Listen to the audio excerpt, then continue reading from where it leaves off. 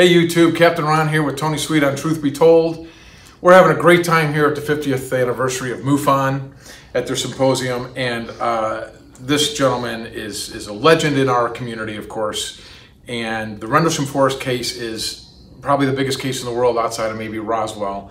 It's got the most credible witnesses. It's got the most highest number of witnesses. There's a lot of ancillary information that fits with it. It's a fascinating case.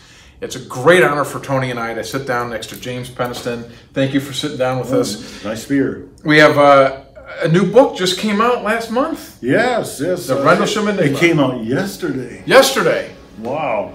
I know, and it's the Rendlesham Enigma, and it's available on Amazon.com right now. Working on getting it to Kindle, you know. Yep. Yeah.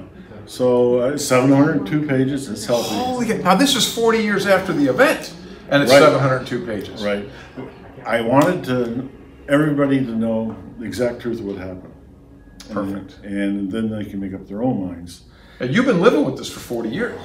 Oh yeah. Yeah. That's the only drawback is I hate to say I'm getting used to it, but I still I have to be careful of being in a presentation when I start talking about it. If you see me going for that water, when I'm telling it, I'm back there. I'm back that night, and it's difficult sometimes. I can't even imagine. Yeah, it's. Now, does the Rendlesham Enigma, does it cover the whole story? Covers everything. Wow. It covers. I'll tell you right now, the Rendlesham Enigma is 85% of it's not known to the public or the witnesses even.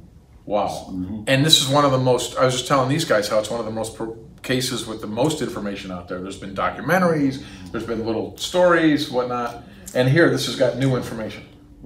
Absolutely, it's never been released. Of course, there's some basic staples that are there, but what it was is that documentaries, film companies, podcasts, they have their own spin on stuff, their own reason, and very well everything I've ever done in documentaries is sitting on a cutting room floor. That's right. They cut it all up. Not here at Truth Be Told, we let it live off the deck. But yes, I know what you're saying. I've heard that from many, many guests. Their story's not really out there because they took their 6 clips they wanted and that was it. Yeah, it's just like I did one recently, a podcast, and of course advertising the book coming up. And plus I talk about in there, they said, do you have theories on this? And I said, yeah, I have theories. You want to hear a theory? And I told them a theory.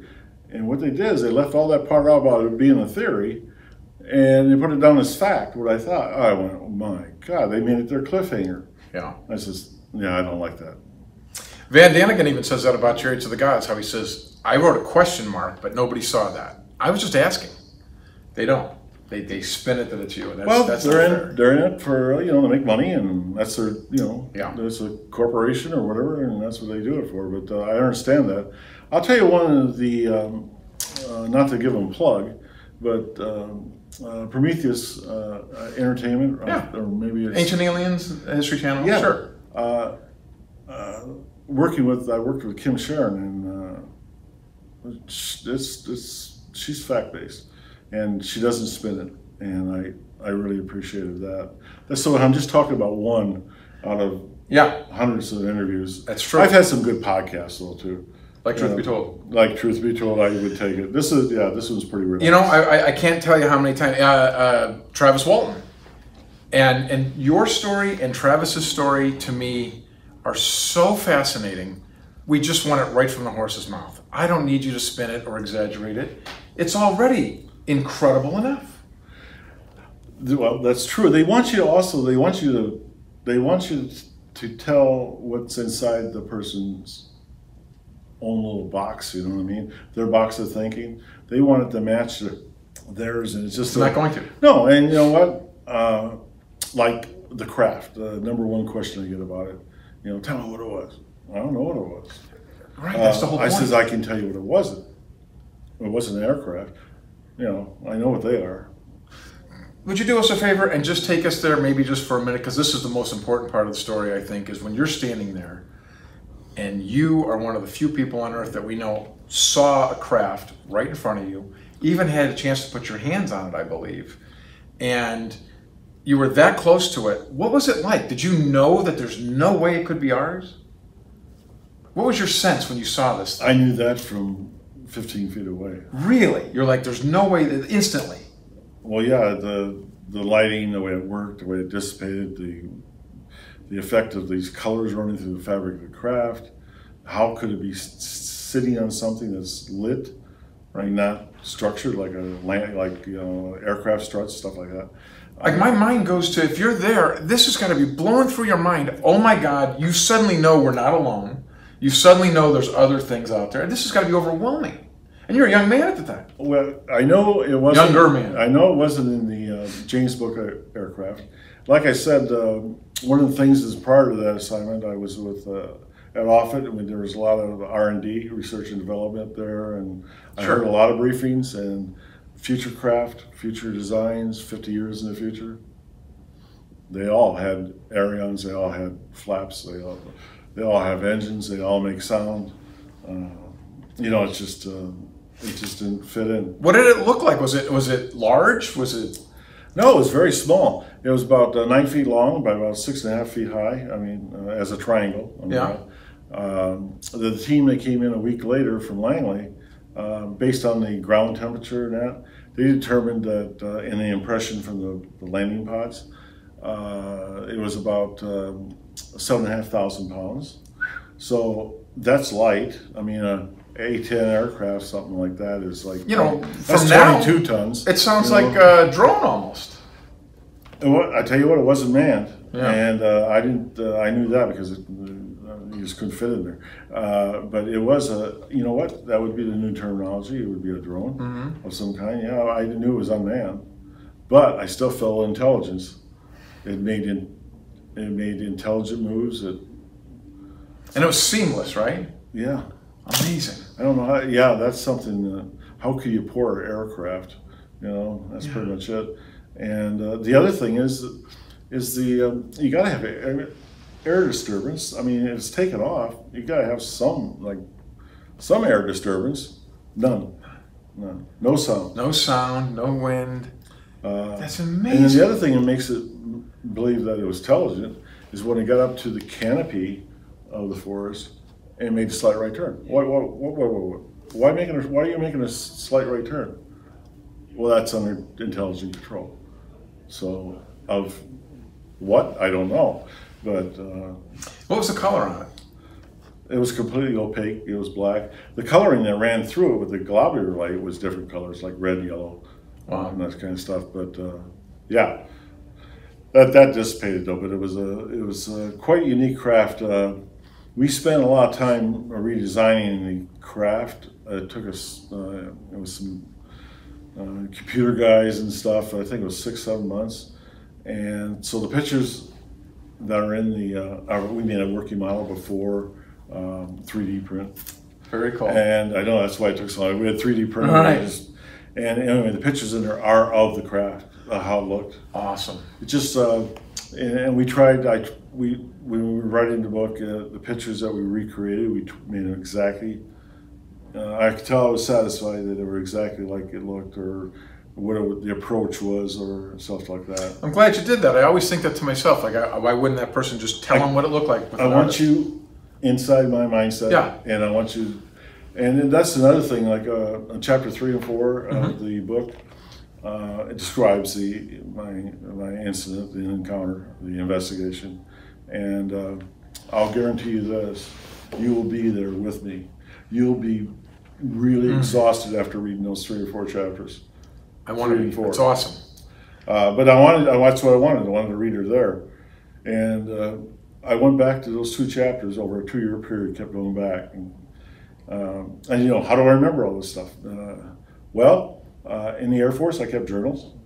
You on the spot took notes. I took spots, real time, real world notes. That's another strong thing about this case that you don't have in most cases, is he was standing there writing down notes as it was happening right in front of him. I didn't think I was going to survive. Wow. Yeah, I know. Even when we regenerated on takeoff. Who knows what it could have done? It could have shot at you. I got down. I thought I activated something. Wow. And so I got back down, ate dirt, and farther. And then there was no sound. I just watched take off, and I was like, oh, okay. So there's relief going on. There's, awe. There's just Fear. Fear. I mean, that was there.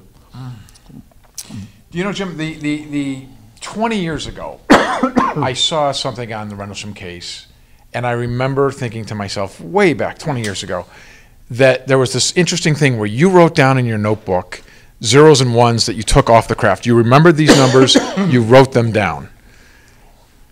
Now we think of that as binary code. We wouldn't have thought of that 40 years ago. What do you got about that now?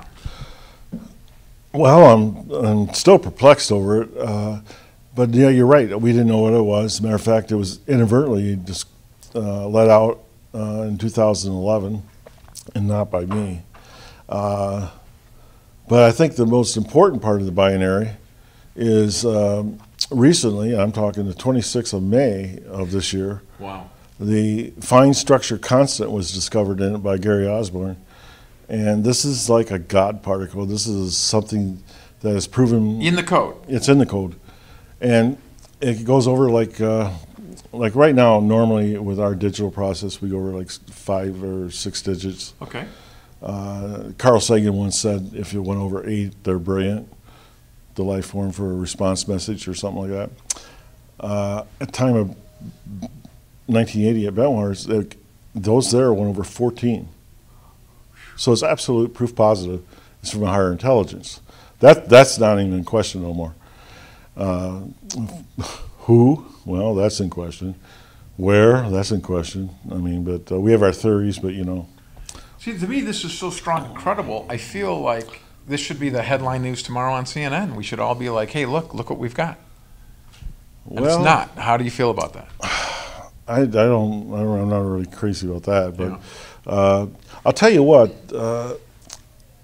I think we're being, you know, I want to go into this a little bit, but there are sightings throughout the world. I would say 1%, the 1% factor, are actual sightings. The rest is all explainable, the other stuff, or else some sight. And 1%'s a lot. Well, take just the United States. There's 5,000. That's 5,000 reportings. That's right. That's a lot. Yeah. I mean, that's plenty to sit there and. We only need one. Yeah, and I think that we're being monitored that way. But by who, where, why? I don't know the answer to that. But and you do get. I tell you what, I get legitimate stuff sent to me, and I go, can we talk? What can I do with this? That's what I say. Can we talk? Yeah. And I do have some friends that are at JPL here, and I'm not going to go any farther and say who. They've worked there for a long time, and. Also, someone that works at one of the movie companies that they make, digital fantasy. Sure. Yeah, and so those are the good people to send them to. When you say, "Is this a fake? Is this real?" Can tell. Yeah, they can tell. Right. They can tell if it's CGI or whatever. And this one I had recently was in Wisconsin, and it took them like 6 months, and they come back and said it's unknown. I went, "What?" I said, let's talk on the phone. It's unknown. I went, wow. And they said, well, we're going to send you another one. It happened in Italy, and they sent me another picture. It was pretty similar. I went, So I got back with the person that sent it to me. And I said, well, you got yourself a bona fide UFO. And I said, we don't know what it is, but for some reason, according to my source, they occasionally are all over the world. They show up, and those are the ones that interest me. I come to actually a conference to do the Q&A, which I talked too long today, so I didn't get to do it.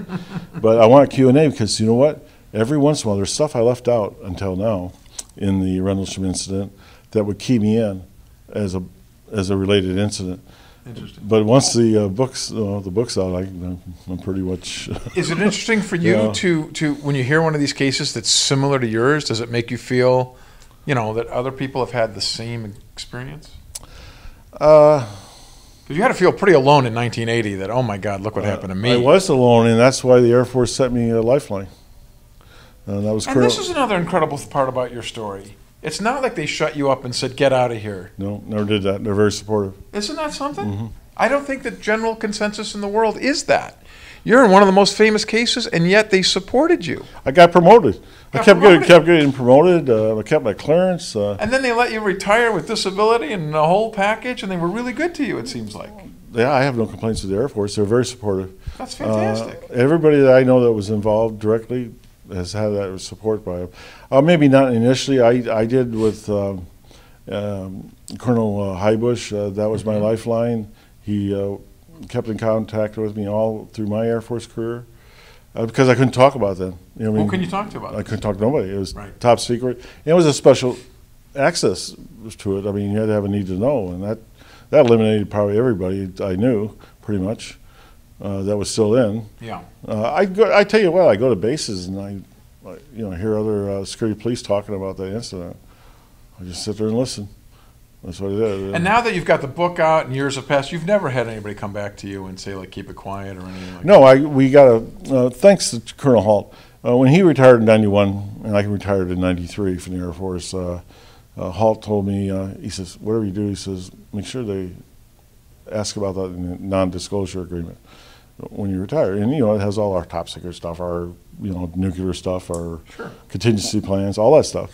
So I'm sitting down with the personnel guy, and I says, there's nothing in here about RF Bentwaters or Woodbridge.